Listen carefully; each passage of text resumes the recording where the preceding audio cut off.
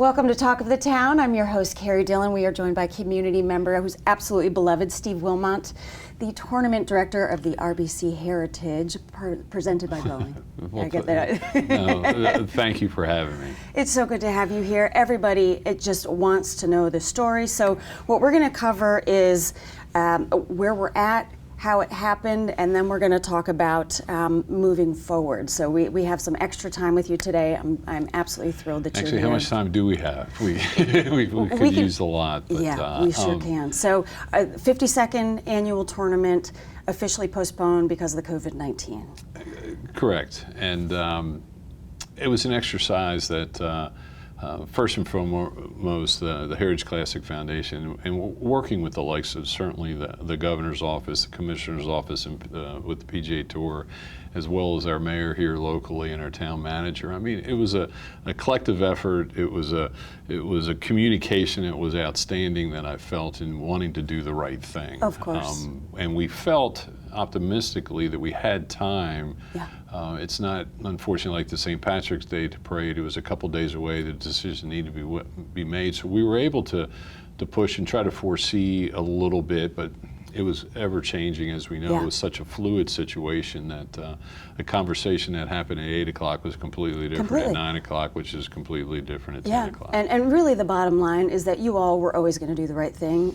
You know, and that's just part of you're so deeply rooted in the community with this event. You know, it's one of those things that's a highlight of the year for many people. It drives the economy.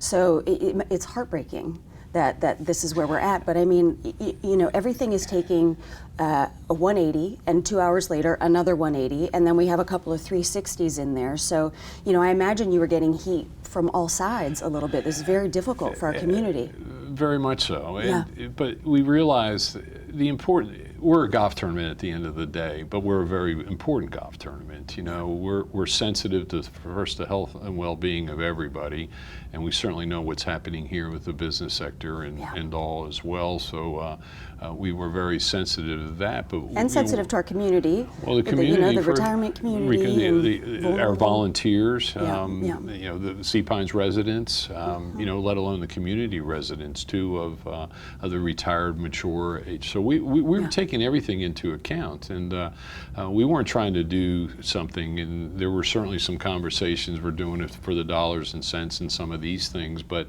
you know, truly there is a huge economic impact of in excess of $100 million community. But more importantly, what we do and why we do what we do is for the bottom line, for charity. And to think that have facilitated in excess of $44 million since the beginning of the foundation, but last year in excess of $3 million. And all of a sudden those kind of things, not that we were looking at that, but we knew that the impact that would happen. And that's currently, this community is going to be impacted. It's already being impacted right now, but from the week of the tournament, knowing the civic groups that are involved, the charitable groups, you know, the volunteers and how they support the concessions. And all that. I'm so glad you brought that up, because that wasn't even foremost in my mind, the charities. I mean, there's so many components to all of this and so many layers of it. So let's talk a little bit about some of the behind the scenes stuff, because we show up and it's this fabulous tournament, and we know that you all are going crazy and we know that there's a lot to it, but there had been a lot of preparation already done. You want to talk about that a little bit? Well, and that's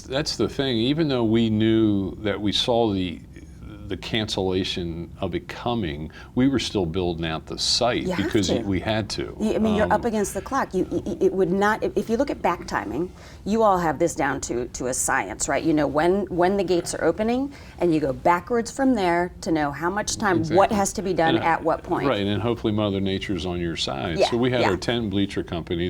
The site was 3/4 of the way built out, but working with our tent and bleacher company, you obviously have an electrician, you know, your electrical team behind it and all too, and those things needed to happen. So, and leading up to the tournament, whether it's marketing, the production of our tickets, the mailing of our tickets, and all too, signage, you're looking at a roughly, you know, the foundations have spent, you know, in upwards to $1 million at that time of last week, and now these four weeks, leading up to the tournament, traditionally we've done in excess of $800,000 in ticket sales. So that revenue side goes away right now too. So you have the expense, you have the revenue, but we also have great leadership in the foundation in where we are with some things too. So we're currently, the staff is going through looking at our exposure, rebudgeting things. This community has been wonderful to work with. The understanding,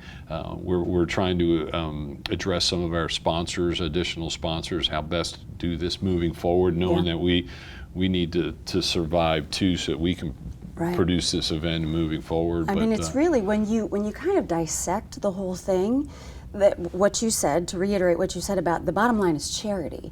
This is a wonderful event, and a lot of people benefit from it in many ways in terms of the joy the experience brings. But you all, at the bottom line, you're always going to do the right thing, and that's partially the heart and soul of the tournament, is to support these charities, and you have to put yourselves out there in order to be able to start the foundation, meaning building, in order to be what supports those charities. Well, and I looked at this week, Coach Payne, the Hilton Head High School football coach, was interviewed, and his team had parked cars for us. That's not going to happen, but the dollars that they received there, they were able to send their kids to football camps. The Bluffton High School is another situation where they handle all of our ecology, and those dollars support their infrastructure at the school, from equipment, helmets, video equipment, weights.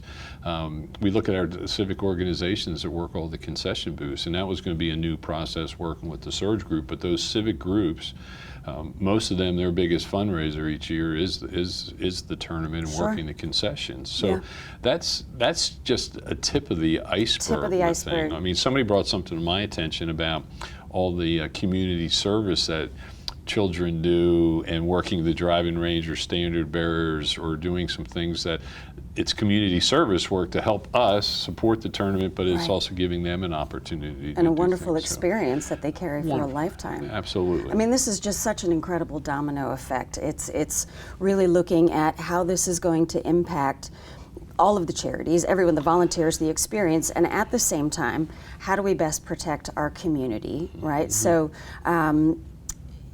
you know, what are you doing with the sponsorship currently? I mean, and the ticket sales, are people going to talk about what's going to happen with those ticket sales? Are they being refunded? What we did there too, I mean, as of 10 days ago, we didn't even expect to be in that position. So in a matter of a couple days, I truly commend the efforts of our team and our staff, and not hastily make a decision, but work through it, work with our executive committee as well, with our trustees, to talk through what's the best thing to do. And we realized right away with tickets, Thursday night we sent out an e-blast to all our ticket holders that they had 3 options to donate if they wished, defer to next year, or to have a refund. And I can say in over 2,600 ticket orders up to that point, they've all been addressed as of this morning. And we've had a lot that have donated, I'm very happy to say. We've had a lot that have deferred, and for those refunds that we addressed, it was a necessary, but we appreciate the support. What's the preferable? Donation? Refund. Refund is preferable? And then defer, there's a lot. And we've got the donation, which is nice. And we've had some great emails. Thanks for giving us the options. You know, good luck. You come back next year stronger than ever. And now, you know, the big thing that we are doing is currently working with our sponsors too, because there's a lot, you know, they're a huge part, but, you know, in them supporting the event, you know, there's a lot of things that we've done to support the event in a couple weeks that was to have happened, is the build out, the marketing, the strategy, and things too. So we're currently going through the exercise internally with great communication with our sponsors, our partners, in addition to Boeing and RBC. I mean, they are both. Oh, yeah, lots of them. RBC is, you know, they had the entire television buy, and they handled the entitlement. So there's things that have to be worked out there. And unfortunately for RBC, they have another tournament, the RBC Canadian Open, in a matter of, we're about 8 weeks after us, so they're in this window too, that potentially they might be out of 2 events. But again, it's I am the so right glad things. that we have more time with you, because there's so much more to cover, and there's so much. It's just the tip of the iceberg. So many components to this.